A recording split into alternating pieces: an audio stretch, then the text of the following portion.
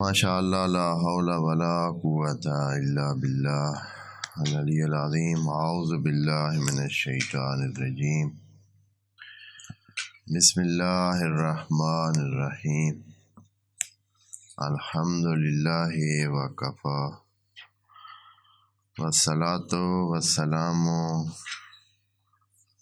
والتحیۃ والاکرام علی عبادہ الذین اصطفیٰ، اما بعد فرب اشرح لی صدری ویسر لی امری واحلل عقدۃ من لسانی یفقہوا قولی وقل رب ادخلنی مدخل صدق واخرجنی مخرج صدق واجعل لی من لدنک سلطانا نصیرا۔ بسم اللہ وباللہ وتوکلت علی اللہ۔ قال اللہ تبارک و تعالی فی سورۃ البقرہ، آیت نمبر 6۔ بسم اللہ الرحمن الرحیم۔ وعلیکم السلام۔ ان الذین کفروا سواء علیہم اانذرتہم ام لم تنذرہم لا یؤمنون۔ ختم اللہ علی قلوبہم وعلی سمعہم وعلی ابصارہم غشاوۃ ولہم عذاب عظیم۔ صدق اللہ العظیم۔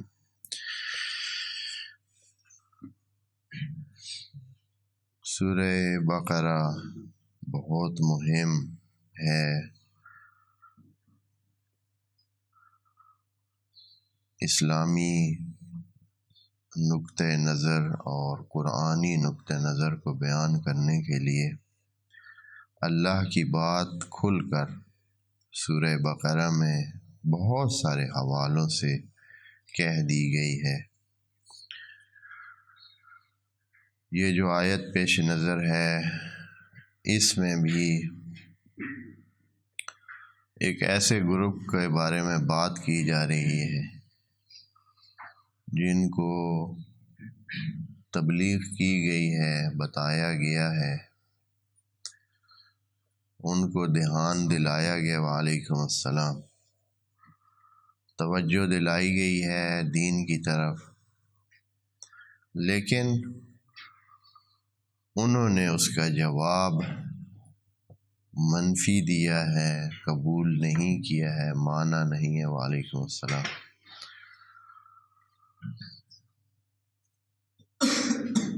اور یہاں پھر خدا کریم نے ان کے بارے میں جو نتیجہ ان کو ملنا ہے وہ ابھی سے بتا دیا ہے، اور وہ نتیجہ اسی دنیا سے شروع ہو جاتا ہے۔ جیسے کہ اچھائیوں کا بدلہ اسی دنیا میں شروع ہو جاتا ہے۔ جو انسان اس دنیا میں خرابی کرتا ہے، جو اس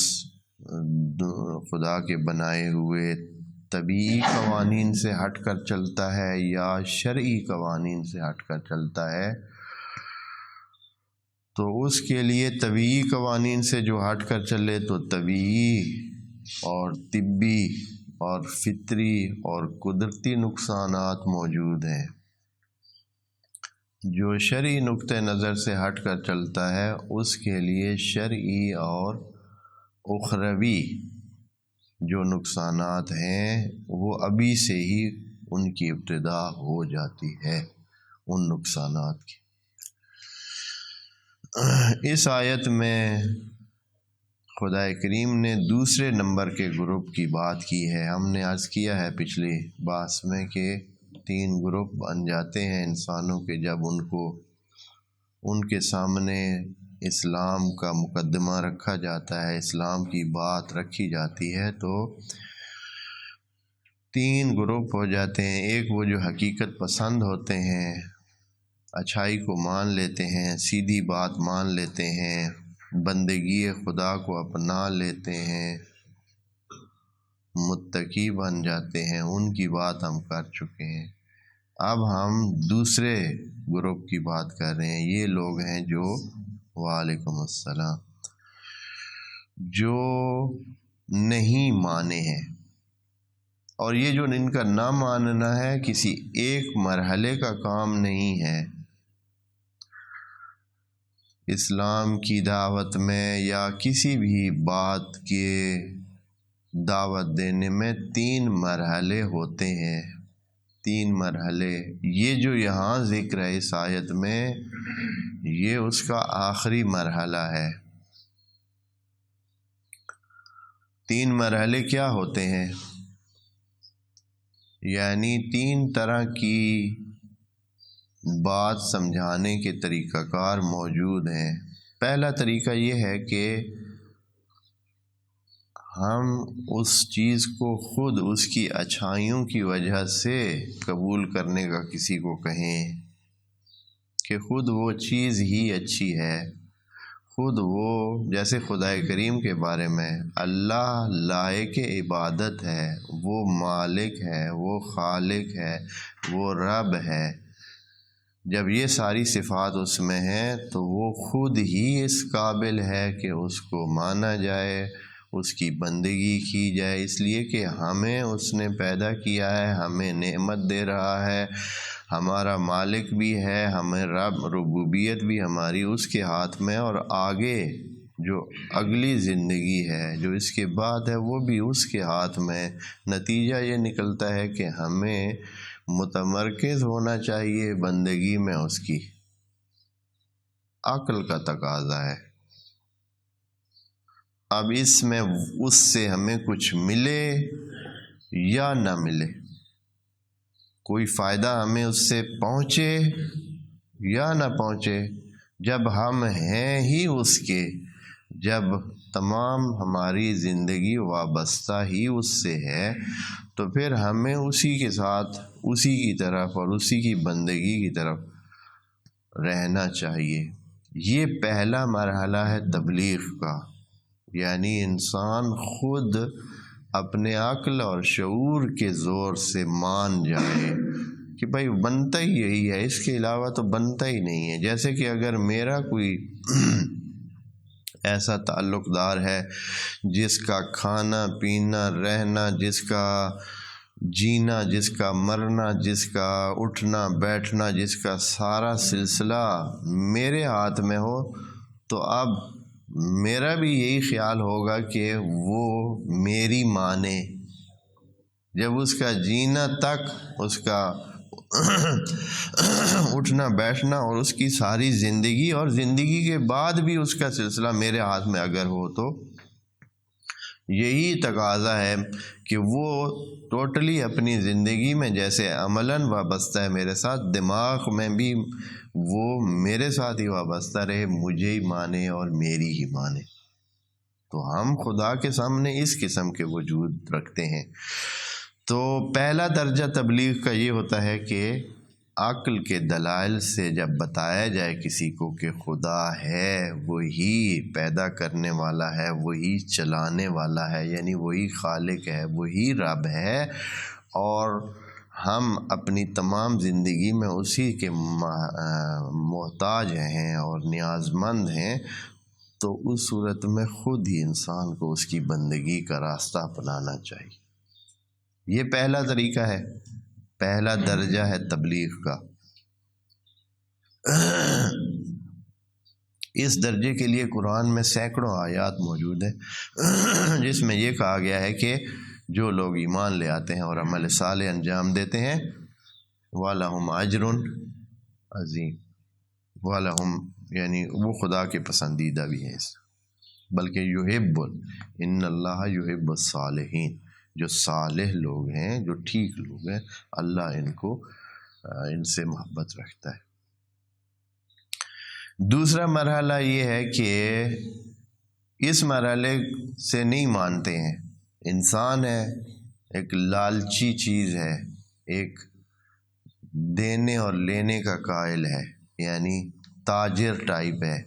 یہ ایسے نہیں کوئی کام کرتا جب تک اس کو اپنا کام کا بدلہ نہ دیا جائے، اجرت نہ دی جائے. یہ سوچ ہے انسان کی، حتماً یہ لین دین ہی کرتا ہے، بے کرتا ہے۔ اس لیے خدا کریم کی طرف سے بے کا بھی اس کے ساتھ سودا بھی کیا گیا ہے، سودے کا کہا گیا ہے۔ بھائی اچھائیاں کرو، اچھائیاں لو،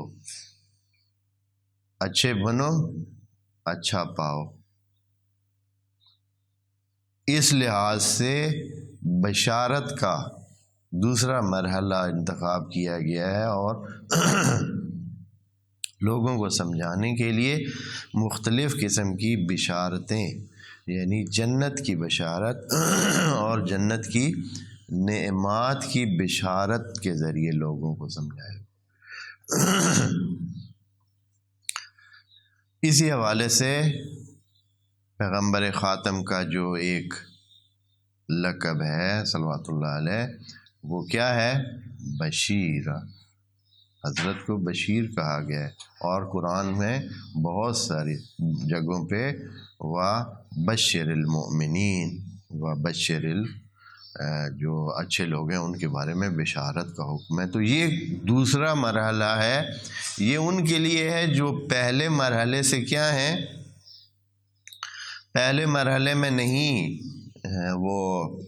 کنونس ہو سکے، یا پھر کنونس ہو سکیں تو یہ مرحلہ ان کے لیے بھی ہے، خود بخود ہی ہے۔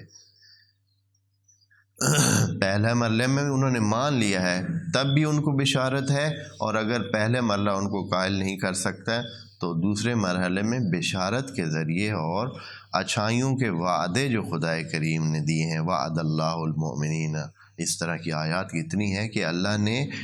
اپنی طرف آنے والوں کو اور اس راستے کے ماننے والوں کو بشارت کے ذریعے اور وعدہ دے کر قائل کرنے کی بات کی ہے۔ تو یہ دو طریقے ہو گئے۔ اب قرآن کی آیات اس میں بہت زیادہ ہیں، ہم چونکہ یہاں یہ ابھی اس کو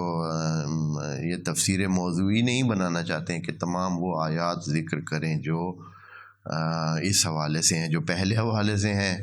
جس میں صرف خدا نے اپنی خالقیت، مالکیت اور رازقیت اور ربوبیت کا حساب رکھ کر کہا ہے کہ ایمان لے آئیں۔ دوسرے مرحلے میں جنت اور جنت کے جو نعمات ہیں ان کو سامنے رکھ کر کہا ہے کہ چلیں آپ اگر سودا کر کے ہی، لین دین کر کے ہی، ایک بے کا سلسلہ کر کے ہی آتے ہیں، تب بھی آئیں، ہم آپ کو بہت کچھ دیں گے۔ یہ دو مرحلے،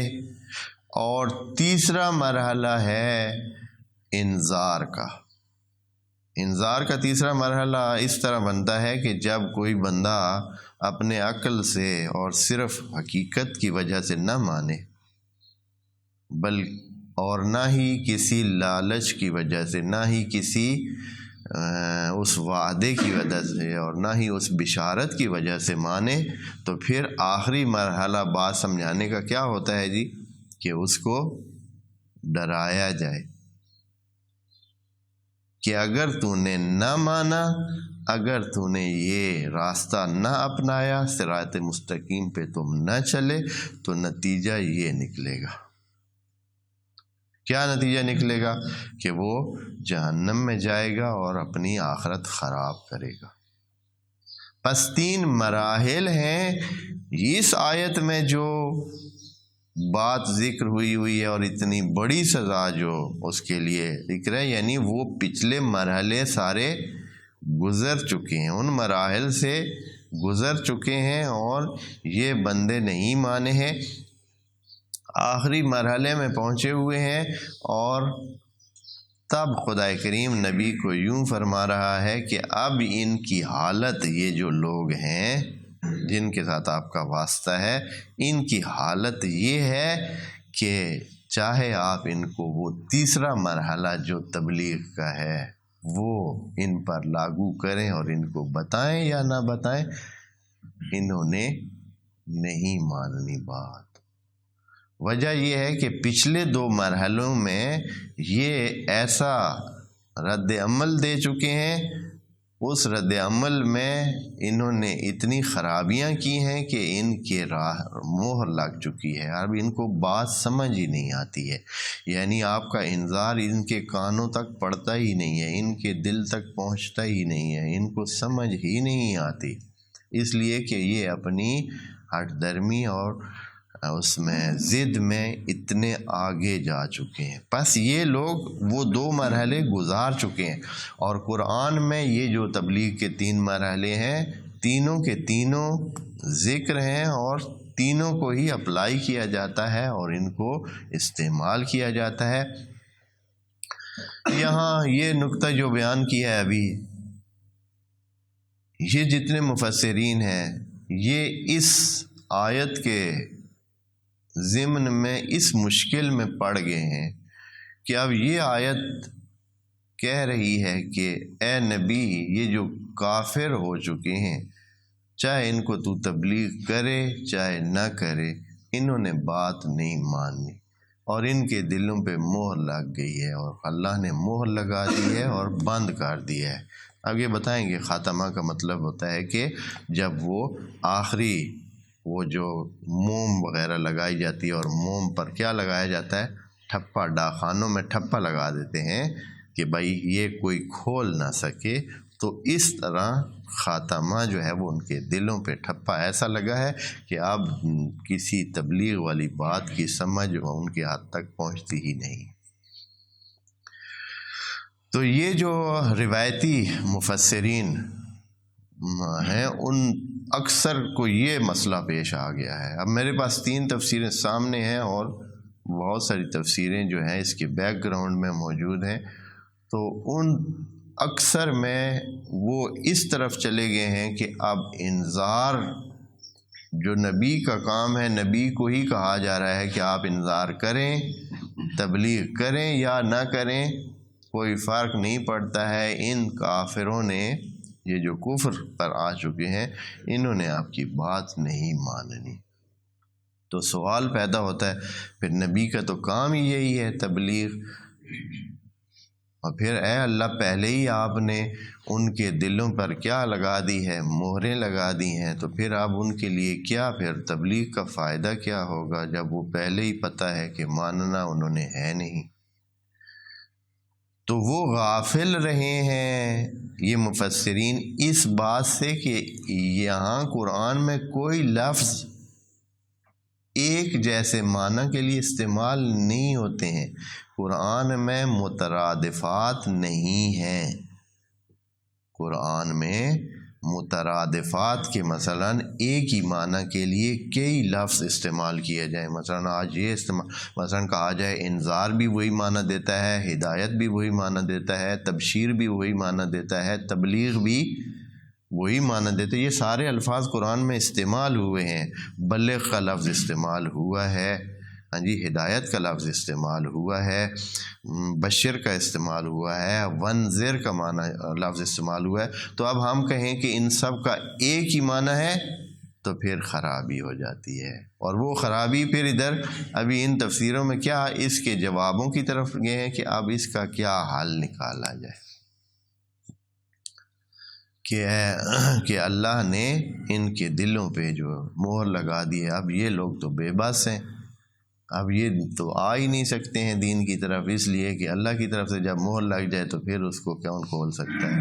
یہ کیسے ممکن ہے کہ اس کی وہ بندہ بھی ہدایت پا سکے جس کے دل پہ اللہ نے مہر لگا دی ہو؟ تو اس طرح پھر اس کے مختلف جو بھی جواب ان سے بن سکے ہیں وہ دیے ہیں، حالانکہ مطلب یہ ہے جو عرض کیا ہے کہ یہ انذار ہے، اور انذار تبلیغ کا آخری مرحلہ ہے، اور یہ اپلائی آخری ان لوگوں پر ہوتا ہے جن کو پہلے 2 مرحلوں سے گزار دیا جائے اور اس پر وہ نہ ماننے ہوں، پھر ان کو انذار والا مرحلہ بتایا جاتا ہے، لیکن خدا کریم نبی کو فرما رہا ہے کہ یہ جو آپ کے مخاطب ہیں اور کفر کا اعلان کر چکے ہیں، صیغہ ماضی کا لگایا ہوا ہے، یکفرون نہیں کہا ہے، یہاں کہا ہے کافرو، جو کفر اختیار کر چکے ہیں، ان کو یہ تیسرے مرحلے کا فائدہ نہیں ہوگا، اس لیے کہ انہوں نے پہلے 2 مراحل میں کیا کر دیا ہے، ایسے رد عمل دیا ہے جس سے یہ اپنے گناہوں کو اتنا کر چکے ہیں کہ اب ان کو ہم واپس آنے دیں گے ہی نہیں، بلکہ اب یہ سزا کے مستحق ہیں، اور وہ سزا پانے کے لیے ضروری ہے کہ اب ان کو واپسی کا راستہ نہ دیا جائے، واپسی کا راستہ نہ دیا جائے، اس لیے کہ وہ اس سزا کے مستحق ہو چکے ہیں جو ہم کہہ چکے ہیں۔ دیکھیں کیا کہتے ہیں، ان الذین کفروا، یہ لوگ جو کفر اختیار کر چکے ہیں، سواء علیہم، برابر ہے ان کے حوالے سے، انذرتہم، کہ آپ وہ جو تبلیغ کا آخری مرحلہ ہے کہ جس میں انسان کسی کو دھمکا کر، ڈرا کر، وعید دے کر، وعدہ نہیں، وعید دے کر، وعید ہوتا ہے کسی خرابی کی وعدہ دینا اور کسی نقصان کا، کسی عذاب کا وعدہ دینا، وعید دے کر ان کو بتایا جائے کہ آپ مان جائیں، نہیں تو آپ اپنا نقصان کریں گے، تو ان کو فائدہ نہیں ہوگا۔ لا یؤمنون، یہ اب ایمان نہیں لائیں گے، یہ اب ایمان نہیں لانے والے۔ کیوں بھائی؟ وجہ یہ ہے، ختم اللہ علی قلوبہم، اللہ نے، وعلیکم السلام، ان کے دلوں پر کیا لگا دی ہے؟ مہر لگا دی ہے۔ اچھا، اس سے پہلے ایک اور بات بھی جو کہ کل تھوڑی اس کی وضاحت عرض کر دی تھی،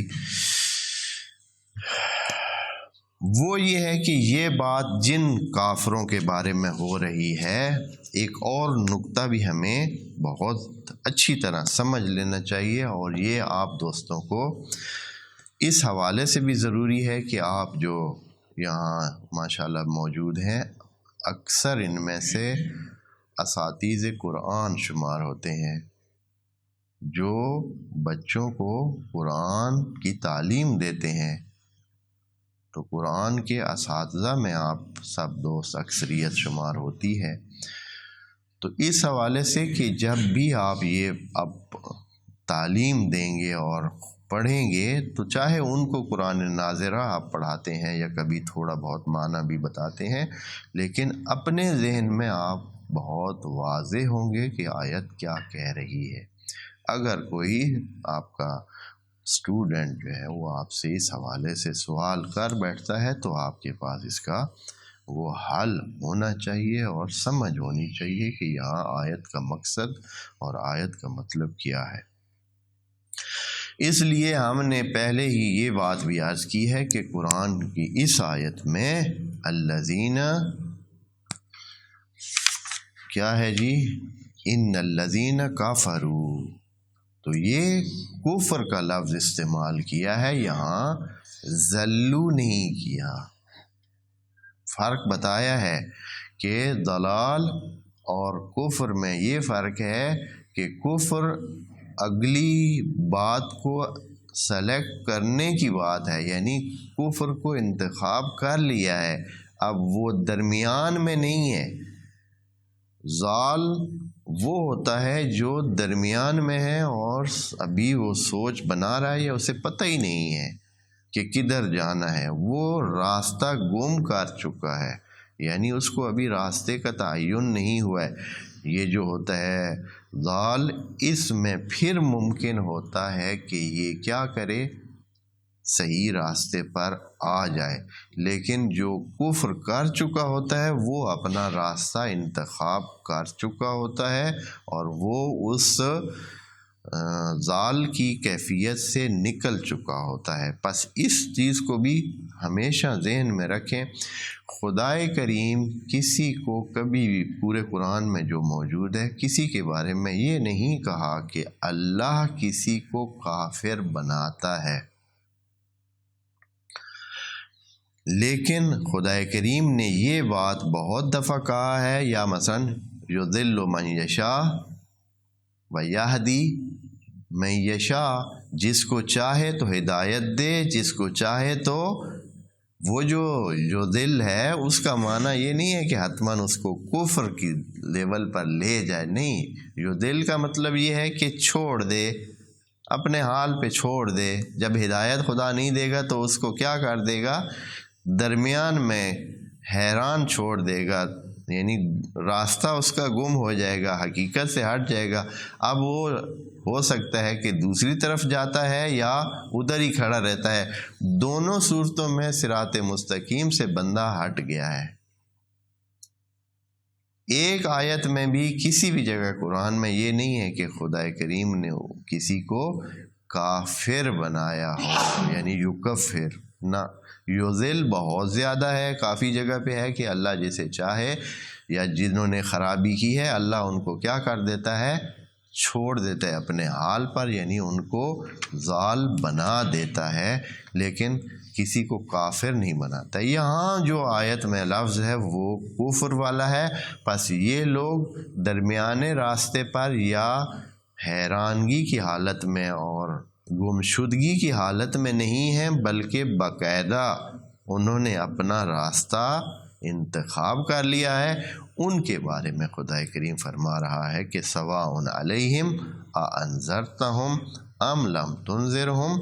لا یؤمنون، کہ وہ اپنا راستہ انتخاب کر چکے ہیں، وہ ان حدوں سے آگے بڑھ چکے ہیں، اب ان کے لیے واپسی کا راستہ نہیں ہے۔ اور واپسی کا راستہ کیوں نہیں ہے اللہ؟ وجہ خدا کریم بیان فرما رہا ہے، ختم اللہ علی قلوبہم، اللہ نے ان کے دلوں پر مہر لگا دی ہے، ختم کی مہر لگا دی ہے۔ یہ جو ختم، لفظ ختم سے بھی خود ہے، ختم پہلے شروع اسی سے ہوا ہے کہ جب ٹھپا لگایا جاتا ہے تو اس کو کہتے ہیں ختم، خاتمہ، ختم۔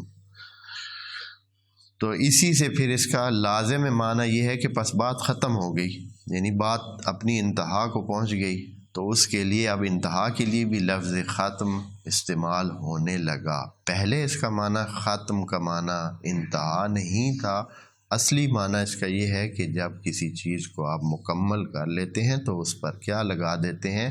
مہر لگاتے ہیں، اسی مہر کو کہتے ہیں خاتمہ۔ اور یہ جو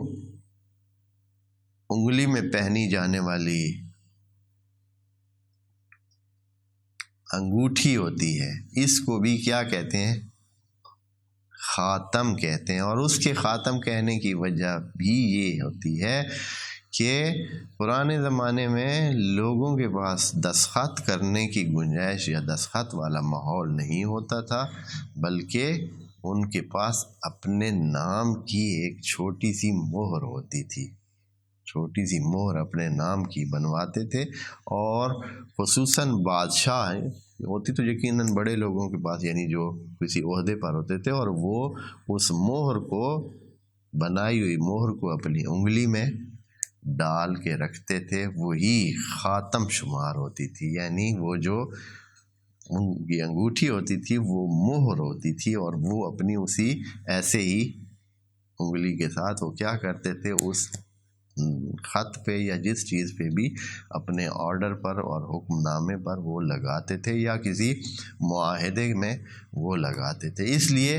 اس کا نام بھی خاتم جو ہے وہ تب پڑ گیا ہے، انگوٹھی کا نام بھی۔ اور نبی کو بھی نبی خاتم، جو کہ قرآن کی آیت میں ہے خاتم النبیین، یہ خاتم نہیں ہے، لفظ خاتم ہی ہے، کہ حضرت بھی انبیاء کی لڑی کی کیا ہے، مہر ہے، یعنی انبیاء کی لڑی اور داستان یہاں آ کر اختتام پذیر ہو جاتی ہے، اور حضرت کیا ہے، جیسے کہ قرآن کی آیت میں ہے کہ وما کانا محمد ابا احد منکم، ابا احد من رجالکم ولکن رسول اللہ و خاتم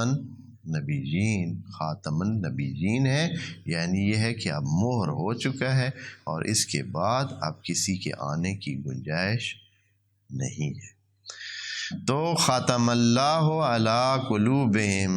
یہ جو کفر برتنے والے ہیں اللہ نے ان کے دلوں پر مہر لگا دی ہے، اور وعلی سمعہم، اور اسی طرح ان کی سماعتوں پر، ان کی سماعت پر بھی مہر لگ گئی ہے، وعلی ابصارہم، اور ان کے بصیرتوں پر، ان کی آنکھوں پر بھی مہر لگ چکی ہے۔ اب یہ جو بات ہے یہ کس چیز کی بات کر، دل تو ان کے کام کر رہے ہیں، دنیا کی باتیں تو ساری وہ سمجھ رہے ہیں، سن بھی رہے ہیں، اور آنکھوں سے دیکھ بھی رہے ہیں، آنکھیں بھی ان کی ٹھیک کام کر رہی ہیں، کان بھی ان کے ٹھیک کام کر رہے ہیں۔ وہ جو دل مرکز سمجھ کا مرکز ہوتا ہے جس کے ذریعے، یہ اس قلب سے مراد دماغ اور دل اور نفس کا مجموعہ ہے، تو یہ بھی ان کا کام کر رہا ہے۔ تو اے اللہ، آپ نے ان کو ختم اللہ بھی کہہ دیا ہے، تو پھر کیسے ہوگا کہ وہ، تو یہ فرما رہے ہیں کہ یہ جو ان کی انسان کے اندر بھی اسی طرح کے 5 عضو ہوتے ہیں جو اس کے ظاہری ہوتے ہیں، تو جن کے ذریعے انسان سمجھتا ہے، جس کے ذریعے سنتا ہے، جس کے ذریعے انسان دیکھتا ہے، وہ یہ ظاہری اعضاء نہیں ہوتے ہیں، یہ تو کیا ہیں؟ آلات ہیں۔ یہ کیا ہیں؟ آلات ہیں۔ حقیقت میں جو انسان دیکھتا ہے تو وہ اندر والے اس خاص طاقت جو انسان کو خدا نے دی ہوتی ہے اس کے ذریعے سے دیکھتا ہے، اور اسی طرح دوسری بھی جو سننے کی طاقت بھی اسی طرح ہوتا ہے، قلب بھی اسی طرح ہوتا ہے، یعنی ان کو دنیا اور محسوسات کو سمجھنے کی طاقت موجود ہے، لیکن جو معقولات ہیں، جو کہ جن کو سمجھنے کے لیے اندر ہمارے 5 طاقتیں موجود ہیں، وہ طاقتیں ان کا کام نہیں کرتی اور ان پہ ختم لگ چکی ہے۔ اب ان کے سامنے اگر آپ بات کریں بھی تو پہلے تو یہ ہے کہ یہ تالا لگا ہوا ہے، انہوں نے کان ادھر دھرنے ہی نہیں ہے، اس طرف ان کے کان جانے نہیں ہیں، وہ بات ان کو اچھی لگنی نہیں ہے، انہوں نے سننی نہیں ہے، تالا لگا ہوا ہے۔ ہیں جی، اگر کوئی بات کرے گا بھی تو اس سماعت سے باہر ہی گر جائے گی اور سماعت کے اندر وہ بات نہیں جائے گی، اس لیے کہ تالا لگا ہوا ہے، بند ہے۔ اور جو دل ہیں، اگر کوئی بات فرض کریں ان کے اس تک پہنچ جائے تو آگے دل نے تالا لگایا ہوا ہے، سمجھنے کی اس نے نہ کوشش کرنی ہے نہ ہی اس نے سمجھنا ہے، اس لیے کہ بلکہ وہ اس سے نفرت کرتے ہیں اور کیا کرتے ہیں؟ دور بھاگتے ہیں اور کوشش کرتے ہیں کہ پہلے سنے نہیں، دیکھے نہیں اور سمجھے نہیں۔ جیسے ابھی انسانوں کا یہ حال ہے، ابھی کئی انسان ہیں وہ کیا ہے جی، مثال کے طور پر 20 باتیں یہاں نیٹ پہ موجود ہیں، 20 سلسلے موجود ہیں، آپ خود اندازہ کر لیں کہ کتنے انسان کوئی عقل کی بات سننا چاہتے ہیں۔ نماز روزے کی بات نہیں کہہ رہا ہوں، عقل کی بات، سمجھ کی بات، علم کی بات، کتنے لوگ دیکھنا چاہتے ہیں؟ نہیں دیکھنا چاہتے ہیں، اصلاً اس طرف جاتے ہی نہیں ہیں، ان کی وہ سلیکشن ہی نہیں ہے۔ ہاں جی، آپ اس میں جو بھی سلسلے موجود ہیں، اکثریت ابھی مثال کے طور پر ہر ملک کے حوالے سے نیٹ پہ وہ خاص قسم کی وہ دیتے ہیں، مثلاً ان کا ایک جو پہلا صفحہ ہوتا ہے وہ اس لوگوں کی عمومی حالت کو بیان کرتا ہے، اس ملک کے لوگوں کی، اور پھر اس شخص کے جو سلیکشن ہے اس کی۔ ہاں جی، تو اس میں کیا دیکھیں گے؟ ہر ملک کا انہوں نے علیحدہ ایک وہ دیا ہوا ہے، اس کے اکثر لوگوں کی جو چاہت ہے، جو ان کے پسندیدہ پروگرام یا سلسلے ہیں، وہ اسی کے بارے میں ہی وہاں انہوں نے دیا ہوا ہے۔ تو اس میں کیا چیزیں موجود ہیں؟ اس میں آیا پروفیسرز کے لیکچر موجود ہیں، یا انسان کی زندگی کو بنانے کے لیے، انسانی زندگی کو آسان کرنے کے لیے، جرموں سے بچنے کے لیے، انسانوں کے نفسیاتی اور دوسرے تعلیمی مسائل کو حل کرنے کے لیے جو پروگرام ہوتے ہیں، سیمینار، ان کے وہ لیکچر موجود ہیں، یا یہ ہے کہ یہی جو عام سلسلے ہیں انسانوں کے چاہتوں کے اور پتہ نہیں یہ جو رونقوں کے اور پروگراموں کے اور آنے جانیوں کے اور اس طرح کے یہ موجود ہیں. تو آپ دیکھیں گے کہ اکثر کیا موجود ہیں، یہی سلسلے موجود ہیں جو انسانوں کو کیا کرتے ہیں، اپنی طرف کھینچے رکھتے ہیں اور وہ ان کو بزی رکھتے ہیں. باقی سمجھنے والی طرف وہ اکثر ہم لا یعقلون. قرآن نے بڑے ایسی حقیقتیں بتائیں کہ ہم ان حقیقتوں کو بھی سننے کے لیے ہمارا دل نہیں کرتا ہے. قرآن نے یہ جو حقیقتیں مثلا یہ حقیقتیں تو ایسی ہیں کہ اس کا اسلام سے یا دین سے تعلق نہیں ہے، یہ حقائق خارجی ہیں، باہر یہی چیز موجود ہے، لیکن ہم ان کو سننا نہیں چاہتے ہیں. ہم ان کو یعنی اکثریت ہماری یہ ہے کہ ہمیں نہیں ہے دلچسپی اس سے. ہمیں کیا ہے کہ بھائی اکثر لوگ کیسے ہیں. خدا کریم نے اکثریت کا بھی بتا دیا ہے کہ انسانوں کی اکثریت، مثلا خدا کریم نے کہا ہے کہ وَلَقَدْ جِئْنَاكُمْ بِالْحَقِّ وَلَكِنْ أَكْثَرُكُمْ لِلْحَقِّ كَارِهُونَ، کہ اکثریت انسانوں کی حقیقت کو پسند ہی نہیں کرتی، یعنی جو حقیقت ہوتی ہے اس سے وہ نہیں پسند کرتے ہیں، وہ نہیں چاہتے ہیں کہ حقیقت سامنے ہو، حقیقت ان کو بتائی جائے. کسی کو اگر کہا جائے کہ بھائی بندے خدا آپ یہ کام ٹھیک نہیں کر رہے ہیں، تو کس کو اچھا لگے گا جی؟ وہ حالانکہ ٹھیک نہیں کر رہا ہے، غلط کر رہا ہے، خرابی کر رہا ہے، اس کی زندگی میں بگاڑ ہے. آپ اس کو دیکھیں، کہہ کر دیکھیں تو صحیح کہ بھائی آپ کی زندگی ٹھیک نہیں ہے، آپ خرابی کر رہے ہیں. بس کیا ہوگا؟ آپ کا اور اس کا تعلق ختم. ہاں جی، اس لیے کہ یہ تو بھائی ایسے غلط باتیں کرتا ہے، بڑی توہین کرتا ہے. خوب ختم اللہ علی قلوبہم، ان کے دلوں پر مہر لگی ہے، وعلی سمعہم وعلی ابصارہم